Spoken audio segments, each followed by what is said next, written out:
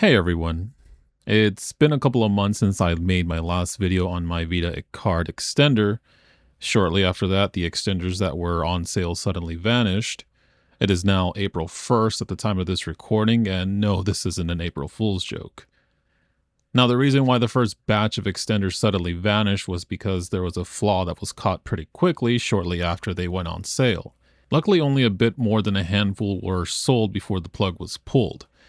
I'm someone who loves tinkering with mods for consoles, and the last thing I want is for something I was looking forward to modding having a major flaw that made it not work. So I refunded everyone who ordered one. No one actually asked for one, but I gave it to them anyway, even if they managed to get it to work or not. It was something I was just not comfortable with people having in their hands. So what was the issue? As some of you have already seen through my previous video, this is what version 1.0 looked like. At a glance, it looks like it'll do the job. In practice, it did function until you closed the Vita shell. What would happen was that the Vita shell's plastic would clamp down on the blue tab of the cable connected to the right board, resulting in the cable getting pulled out entirely, and in some rare cases, pull the tab out of the connector with it. It also showed that because of the connector's locations, that the length of the cable was too short. Now, of course, I could have asked everyone to simply modify their shells to make it work by shaving parts of the plastic. Surely everyone would be up for that. But if there's something I've learned from modding is that the simpler you make something, the better for everyone. And so for the last 3 months, I've gone back and forth with manufacturers wanting to improve on what I started. There were many delays, such as Chinese New Year and having issues with manufacturers and swapping to a new one. While tweaking the design, I set out some goals for the board. Goal number 1 was the same philosophy I had with my Vita SD storage expander. Make it simple and affordable without sacrificing performance. Times are tough and hobbies have gotten more expensive. My extender may be the cheaper alternative to the options out there, but it doesn't mean you're getting less. I have seen several other extenders, some of which are made out of flex PCB, which is fine, but rising manufacturing costs, it's not something I wanted to pass on to the consumer. With that in mind, I still went with the modular design consisting of the left board, the right board, and the cable itself. The left board has one cable connector along with the SD slot that comes out of the SIM card reader slot.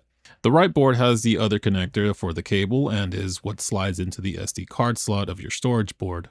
And the cable itself is just a cable and is completely replaceable in the event that you accidentally tear it. I think part of the reason why I liked the modular design is for the repairability of it versus the more expensive flex PCB where tearing it will just result in needing to replace the entire thing. Performance is also still there. Doing a quick internal storage to SD card test, you see that it's still getting the full speed of the card. On my version 3.2 board, you should be getting about 8.3 megabytes a second transfers or so. On a 2.1 PSVSD, you should still be getting about 5.7 or so. I did have an earlier revision that had a longer cable, but saw that it degraded the performance by a lot. It also looked like someone had chewed on a cable after closing the Vita shell. Goal number 2 was to keep it compatible. Part of the reason why the redesign took a while was because I not only wanted to keep my own card in mind, but also any other storage card that already exists for the Vita 3G, like the PSVSD revisions. Now you might be thinking they all have the same microSD card slot. Turns out different slots made by different manufacturers are different, even by an ever so slight degree, that I saw some of my prototype boards read fine on some cards, but then just end up not reading at all on another. For example, my manufactured version 3.2 boards have a slot with a lower than normal pin configuration, while older PSVSD slots didn't and had a straight pin setup. I ended up making the pads on the card portion slightly larger to cover the spectrum of slots, and at a glance, it just looks like a normal SD card. Typically, these slots should be made to specs, but for some reason it isn't and was something I had to keep in mind. In the end, the extender is compatible with virtually every storage card. This includes my own version 1.3 boards, the version 3.2 boards, and essentially any revision of the PSVSD out there. I only own an older version 2.1, but even from what I've seen, the slot placement of the 3.1 hasn't changed at all, so that should also work. If anyone gets an extender and has a 3.1, please let me know. And finally, goal number 3 was to prevent movement. Well, you may be thinking it's an SD card, it should stay in place, right?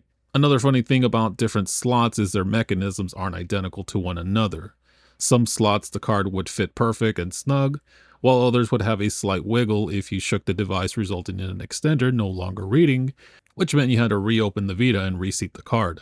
It defeated the point of having an extender altogether. I tried thickening the card, I tried widening it. Thickening felt fine, but it still had some wiggle. Widening it resulted in the slot getting destroyed almost on the first attempt of putting it in.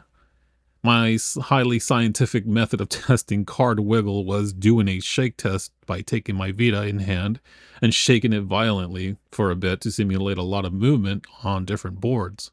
In early revisions, some versions held fine on PSVSDs but failed on my boards, but then I'd have some versions holding on my board but then failing on PSVSDs.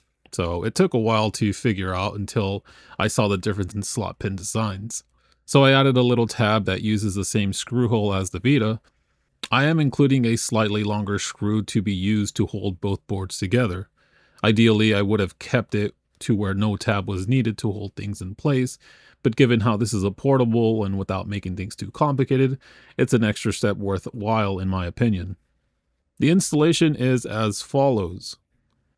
First, I will note that I'm looking to ship these with the flex cable already assembled, so it's a drop-in solution.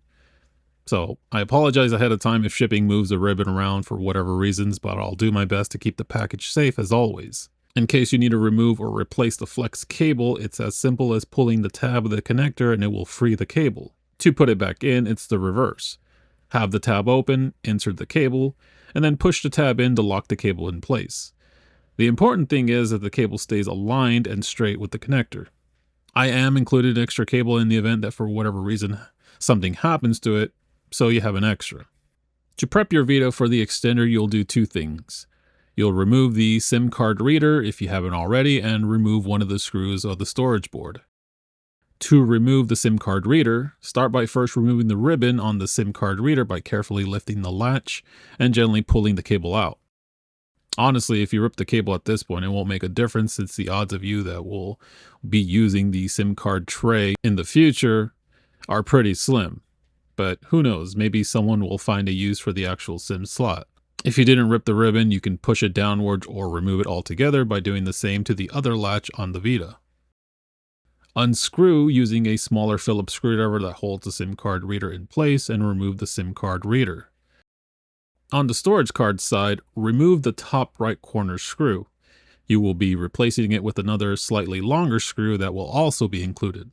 Once that's done, take your assembled extender and slide the right board into the SD slot of the storage board. Take the included longer screw and screw both boards together. You do not need to over-tighten it. From my experience over the time with my prototypes, over-tightening this screw can sometimes make the board itself turn clockwise, which causes the connector to come off alignment and not read. The idea is to tighten it to hold it in place, but not so much that it turns the board itself, so keep this in mind. Next step is to take your left board and place it in the SIM card reader caddy. Screw down the board with the included silver screw, or you can use the same screw that was for the SIM tray if you have it still. Finally, make sure you have functionality by putting in the SD card you were using in the storage board into the left slot and turning on your Vita. If everything is fine, you will see your content as normal. If you have issues, typically it can be from the card needing to be reseated or just a slight misaligned cable. Optionally, you can tape down the slack of the cable in the middle. It's up to you with what you want to use. When you have it working, go ahead and close your Vita. You can access your SD card through your SIM card slot on the side of your Vita. As mentioned in some of the information before, I will be including a silver screw for the SIM card caddy, just in case you don't have one, and then a slightly longer screw to hold both boards down in place. You will also be receiving another extra cable just in case. I'm listing these on eBay with my storage board so it's easier to combine shipping if people want to buy them together. I'll also put it on its own listing as well.